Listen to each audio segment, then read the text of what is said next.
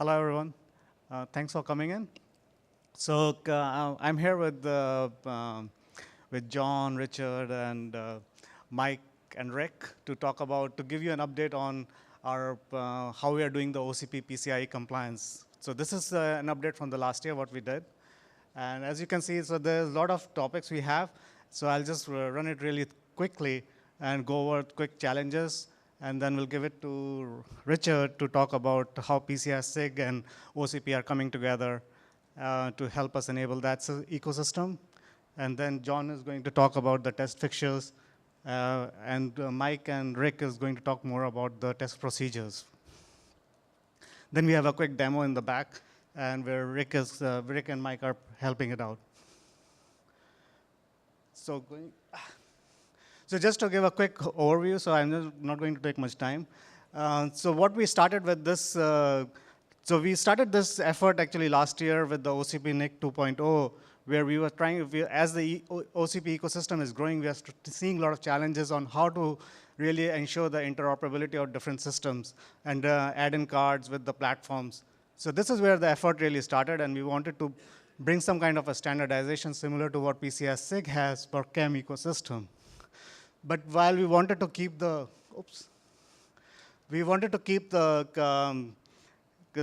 philosophy of OCP to keep it more open and so that we can share all the design and all the test data across different vendors and developers, enabling them to help do their own independent testing, including third-party testing, like what UNH is going to talk, and Mike is going to talk about more on that in a little bit.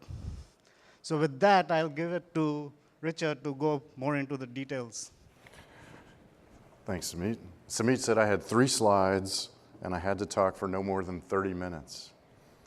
All right, so those of you who know me find that funny. Everybody else is like, what?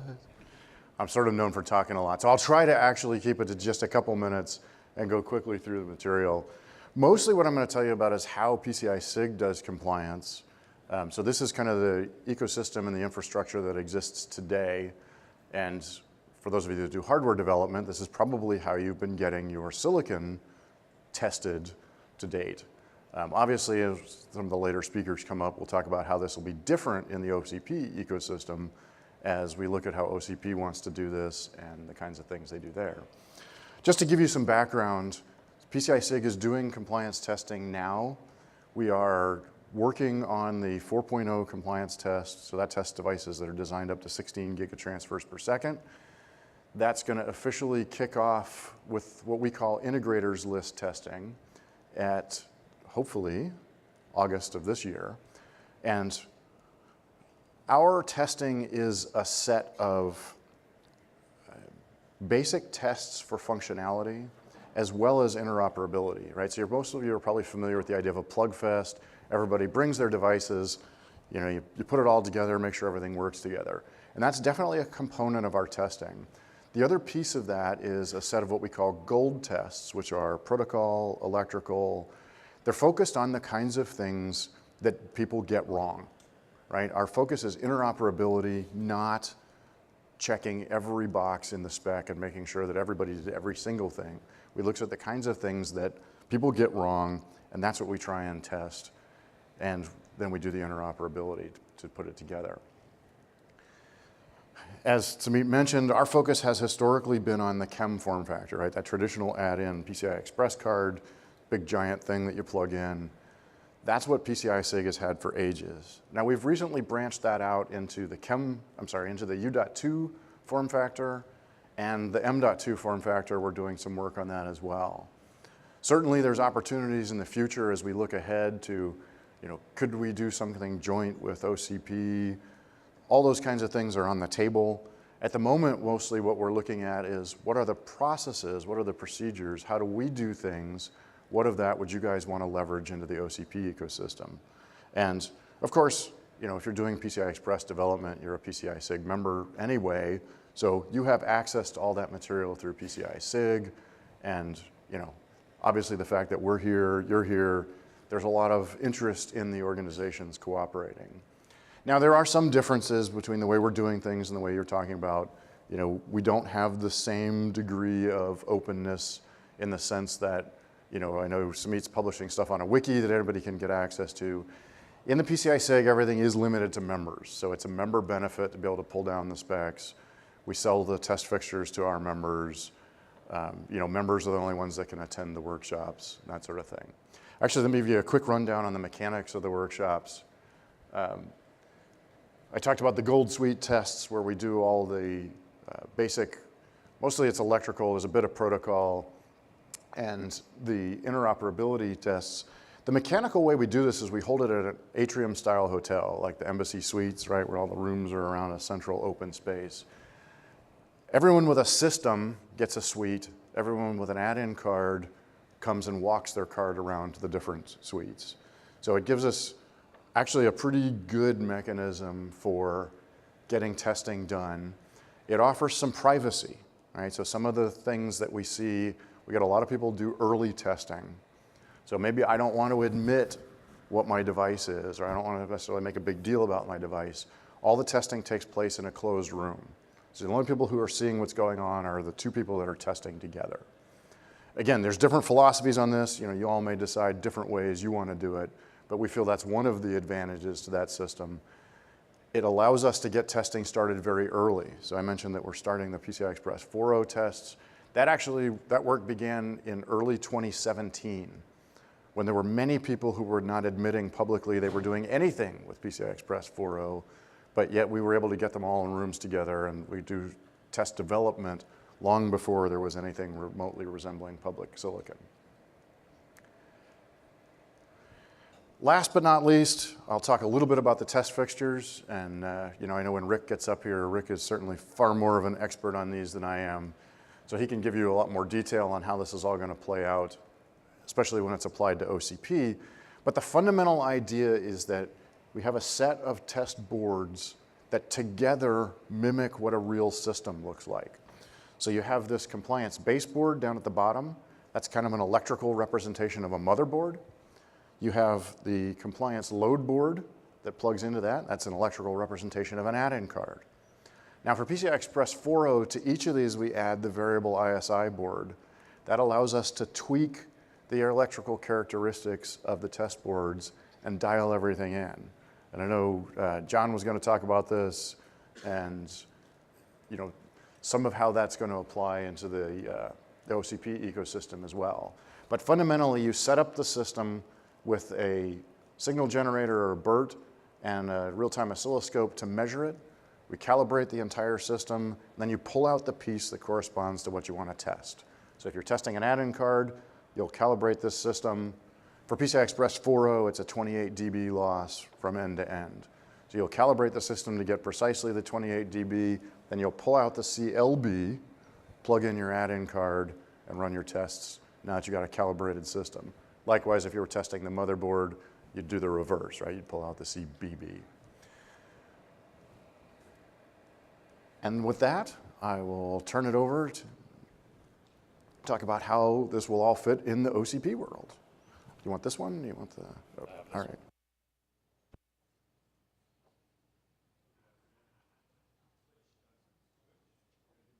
There we go. Oh, here's the clicker. You'll want the clicker. I do want the clicker. So thanks for joining. We're going to talk a little bit about how we've modified the compliance baseboard and load board from what the SIG does to conform to the OCP spec. So we have fixtures in design. One of them's up here. It's the load board. I also know that there are other companies out there doing these. Early on, Dell agreed to develop the test fixtures for signal integrity and contribute those to the OCP. Those will end up on the website sometime in the next couple of weeks. So we have the CLB and we have the CBB. We have two versions of each one depending on what your system and add-in card requirements are. One of them's for PCI Express 3.0 and one of them's for PCI Express 4.0. And the reasons for the differences is just the test procedures that are different from the 3.0 to the 4.0. Many people may only need one or the other. And they were They were divided because of cost reasons also. The 4.0 is a little more expensive to develop. One key point here is we're trying to be complementary with PCI-SIG. They've done so much good work. The chem spec is critical to most of what we ship today. And as Richard mentioned, if you're doing PCIe development, you're already a SIG member. And so you'll still need that SIG membership to get access to the test procedures, which we reference only in the specification. And you'll need that to also purchase the test fixtures, because we are not creating this this variable ISI board. The ISI board that you use will be the same one that you use for chem testing, hopefully, and the PCI compliance. Another thing is, we're not saying that when you test using the PCI-SIG's test procedures, their variable ISI board, that you're going to be PCIe SIG compliant. You're compliant to the OCP spec.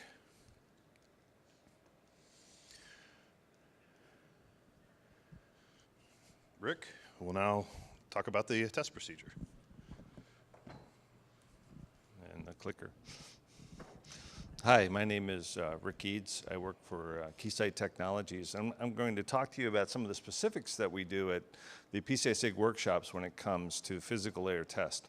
The whole concept behind the testing, at least on the physical layer side, from a PCI-SIG view, is that we want to focus on things that we call the interoperability predictors. Now, for PCI Express Gen 3 and Gen 4, those become significant in that the specification itself is a closed eye specification. That means that even if you had a perfect transmitter, I mean, it was a transmitter that had zero jitter on it. By the time you get to the end of a PCI Express Gen 4 channel, the eye is always going to be closed. So that means that we're completely dependent upon the receiver equalizer in the receiver in order to open the eye back up. So the tests that we have developed within the PCI-SIG for Gen 3 and Gen 4 on the physical layer can be summarized into two main areas. The transmit test, which is still important. We still have to make sure that the transmitter is doing what it's supposed to be doing. And then the receiver test. Now you can see here, John was talking about the variable ISI board. So in the back of the room, I actually have an example of this specific setup where we have the PCI-SIG's compliance board as well as a variable ISI board going into an oscilloscope. But in addition to testing a transmitter with a scope, we also use a tool called a bit error ratio tester. And this is an instrument which has two responsibilities. One is it drives a calibrated stressed signal. So what we're really trying to do here is we're, in essence, mimicking the worst case conditions that a receiver might actually see in the real world. Now, for the PCI Express Gen 4 spec, that means after equalization, the eye height has to be calibrated to an amount of 15 millivolts. Now think about that. 15 millivolts of eye height is the minimum allowable PCI Express signal. So we calibrate the BERT to drive that signal into the device we're testing, and then we put that device into loopback and then spit out the output of the device, and then we count errors. And if we get one error in every 10 to the 12th bits, then we have a pretty good statistical chance of meeting the requirements of the spec. So the actual test itself is fairly simple in that context, but the most difficult portion is that you have to calibrate this signal. And that's where we spend the majority of the time in testing, is through that calibration process. And that's where the scope stands in for your device under test, and making sure that you have a BERT and a scope that are capable of talking to one another as you go through this calibration process. But here you're testing the receiver for its ability to open the eye up, and here you're testing the transmitter for its ability to drive a signal that's compliant to the specification. Did you want to talk about this? I'll let you go ahead. This is a little out of sequence, but that's Hi, my name is Mike Klumpa from the University of New Hampshire Interoperability Lab. For those who don't know about what we do, we're a third-party, neutral, independent test lab. We work with standards bodies all the time to kind of progress their standards or their forms. And we've been working with OCP in characterizing the test fixtures as they've been coming along. This is some data that I measured a couple weeks ago, and I think as more come out, we'll be, I believe, the test lab that will be characterizing them moving forward. And yeah, and so we'll just provide testing at a neutral facility. And that's pretty much it.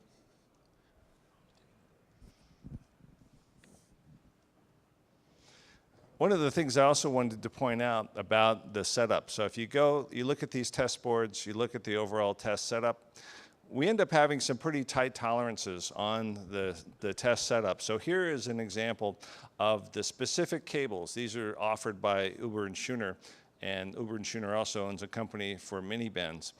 And it's important when you consider for the actual testing for your OCP devices at Gen 4 that you pay close attention to these cables. Because as I mentioned about getting the overall calibration of the BERT plus the scope, the cables become part of that calibration. Now we're talking about a standard that requires us to have a granularity of calibration to the order of about 0.5 dB. That's half a dB. So you have to be within about half a dB of what our test methods describe and require for testing. So to make your life a little easier, it's important, I think, to understand that you also should follow and utilize the same overall test setup that we've used during this pathfinding process. So here's an example of the ISI board that John was referring to. And each of these traces are variable in length, and they offer about 0.5 dB of additional loss as they get longer at a frequency of 8 gigahertz. So this is what we use for calibrating the eye closure down to 15 millivolts, and we also use it to create a representative channel of the worst case channel for transmit testing. And in receiver testing, here's the overall test setup. Pay particularly close attention to this element of the receiver test. And what you'll notice here is that there is a chem connector in our calibration channel. So as I mentioned, the BERT is responsible for driving a signal into the device under test that meets these conditions, right, of a 15 millivolt eye and a 0.3 UI eye width. So the calibration comprehends certain amounts of jitter from RJ to SJ to differential and common mode interference. We're also including different package models for the root complex as well as the receiver of the endpoint depending on which device we're testing. So if you're looking at an OCP motherboard, we'd be using the root complex package model. If we were testing a endpoint device, we would be using a endpoint package model.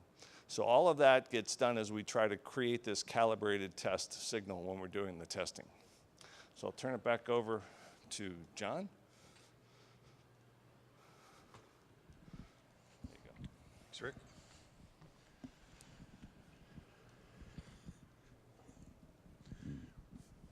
So what's next? That's always what the question is. We are, again, working with the PCI-SIG. We're trying to be complementary. We're going to release all of the test fixtures onto the wiki next week. And then UNH IOL is going to be a shop where you can go buy those fixtures if you don't have them or you don't want to build them. So we don't have a schedule for that, but we can put that up on the reflector on the mailing list when that's available. The design files included are source files for the schematic and the layout, as well as manufacturing files, detailed BOMs, and then hopefully users' guides will follow in the next month or so. But they're fairly straightforward. If you're familiar with the PCI-SIG test procedures, then you just substitute the OCP CBB in where they call out their Chem CBB. And we were going to have a live demo, and that has been set up by Rick from Keysight in the back. And so I believe that we have one more slide, and then if you want to go see that, Rick can demonstrate the Gen 4 compliance. And that's kind of a call to action here, and I'll do this since Sumit is sitting. Join the server work group and the NIC subgroup. Come participate. It's a lot of fun. You get to deal with a lot of different characters from all over the industry, and we value everyone's input. And then there are the links there for the mailing list and also for the project wiki. And so hopefully you'll, if you haven't already joined, you'll be there and help us continue making the NIC 3.0 the best it can be. Thank you.